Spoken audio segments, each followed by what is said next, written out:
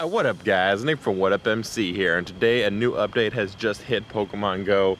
It is update number, oh I just got something spawned, 0.33.0 on Android. Oh, where'd that, oh that's a Weedle. 0.33.0 on Android. I don't know what the number for Apple is, or iOS is. And as soon as I saw the new Sightings feature, I knew I wanted to pick up the camera, head out to the park, and try and figure out what was going on and maybe make a video out of it. So there was also some other things added to the update. There was minor text fixes again. There was the fact that you can change your nickname here, and also the fact that there's now a warning that pops up if you're moving fast while the game is running, and to make sure that you're not driving and playing, that you're actually the passenger. And Amanda and I went to go check how fast you actually have to be going to do that.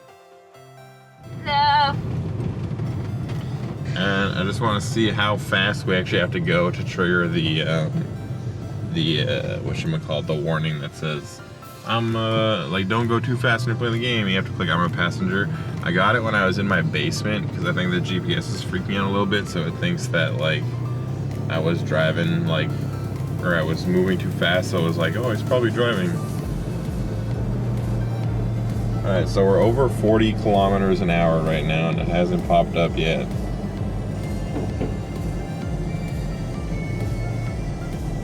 Oh, there it is. So that was like around 40 to 50 kilometers an hour. Pokemon Go should not be played while driving, and you have to click I'm a passenger to get back into the game. Cool. And I did notice that, like, when you're transferring stuff, the font looks a little bit different. I find it looks a bit nicer. Oh, and apparently the whatchamacallit, the battery saver has been added back to iOS and it's been fixed. But there is still a bug for it on Android that I keep getting, where sometimes when I trigger the battery saver by turning my device upside down, well, I don't have it on now because it's broken, I don't want to use it. Every now and then I'll turn the device upside down, and then when I turn it back up and go to tap something, nothing works. So then I have to close and restart the app for it to start working again. But yeah, so the main thing that I figure people want to know about is the sightings. So apparently it was only implemented for like a subset of people that they said, but I've been looking online and it seems like a lot of people have it. Here, I just encountered this Weedle, and as you know, it looks different right away. It doesn't say nearby anymore, it says sightings at the top, and there's grass behind the Pokemon, and they're smaller. I've been doing a bit of investigating on my own and done some research, looked at Reddit, see what people were saying there. So apparently the major things that we might notice right away are, first of all, it's a lot emptier than it was before. Usually, because I've had my game running for like maybe half an hour now without closing it. Usually the longer you leave your game on, the more it like populates with stuff. Stuff gets added to the list, but it doesn't always get removed. So you end up with a list that gets like cluttered with a lot of stuff that isn't actually there anymore. So apparently they've done a good job of changing it, so if you move away from something, it despawns. People are saying it's around 200 meters or 700 feet is the radius of it now, of like the detection zone where it detects stuff.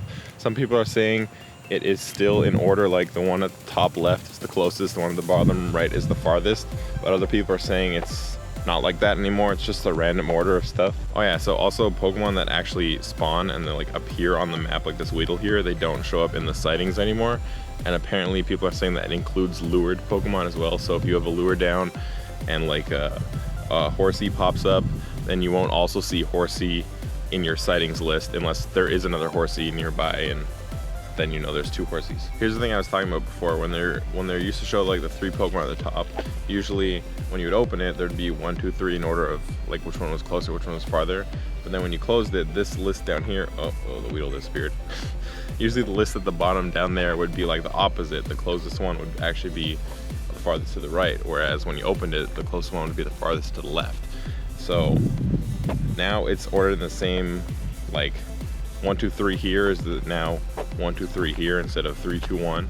But if the top left isn't the closest one, then I guess it doesn't really matter anyway. Yeah, so the main thing people are noting about it right now is just it just seems more stable overall. They're saying it refreshes faster. It shows Pokemon that you get closer to faster, and the ones that you move away from disappear faster, so they don't linger around on the list. So you don't end up with a list like completely full. You don't know what's actually there and what's just lingering from something before. And supposedly it's a lot better at handling duplicates now. So if I were in an area that has a bunch of Rattata, let's say there was like a Rattata there, Rattata there, Rattata there, there'd be 3 Rattatas around me. In the old system, you'd see 3 Rattatas nearby, and like it would just clutter up the space with the stuff you don't want. Usually the good stuff doesn't spawn in that many multiples, right? So you don't want the bad stuff taking up room that you could have, you know, seen the good stuff on, right?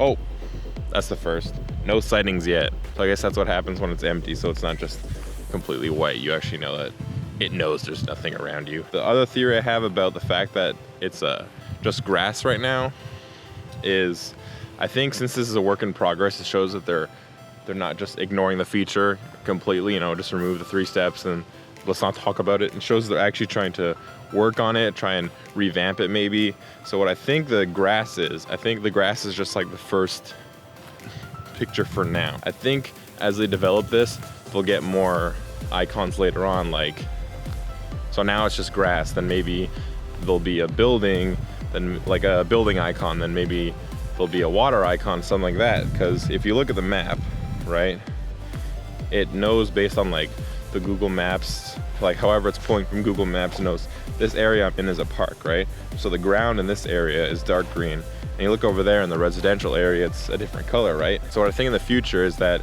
if you go to open the sightings, you see grass, you know it's in this park, right? You open the thing, maybe you see like a Pidgeotto and there's a building behind it, so you know it's not in the park, it's actually somewhere over here, or where there's like the residential area. If you're near the water, you pull it up, you see a Magikarp with a water droplet behind it or something, then you know it's in the water, so you go closer to the water to find the Magikarp. Again, this isn't confirmed, this is just my theory of what it could be. I mean, then again, it could be just grass. But to me that seems kind of useless. If they're gonna add an image that takes up some of the space and like makes the Pokemon icon smaller, they should at least make it worth something. So I think this image might be like grass will symbolize that it's in a park area like this. Maybe like a building or something will symbolize that it's over in this residential area here. Water will mean it's near like a waterfront or somewhere. I would think there's also one for like roads maybe. So then you'd know like, oh, it's on the road, and you wouldn't go like deep into like a residential block to try and find it if you know it's on the road.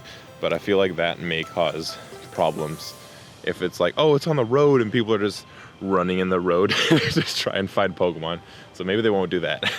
I feel like so far, I don't know, maybe you guys live in other areas where the like mapping system has highlighted areas in different colors, but pretty much for me, I've only ever seen like road colored areas, park colored areas, and like residential house areas, and then like water. So I'm assuming that that's what this grass system is going to be like. Tell you if it's in a park, if it's near the water, or if it's in a bunch of area where there's buildings. I don't know. Maybe there's a desert area. I haven't been to an area where they actually have deserts. But yeah, I feel like I was kind of just rambling a bit because I kind of just like grabbed this and ran outside to go film this video. So to summarize, what we know is that it refreshes faster. It seems more stable.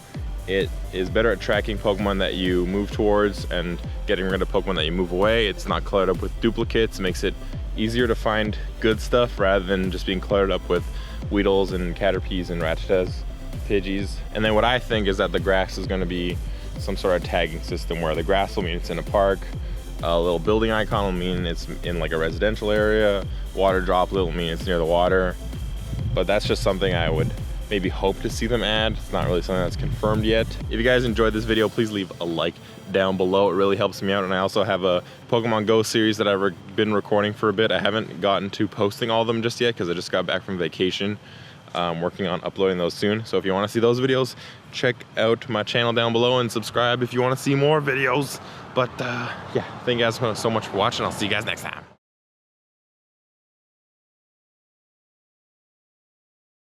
Horsey, no, that was an Ultra Ball. No!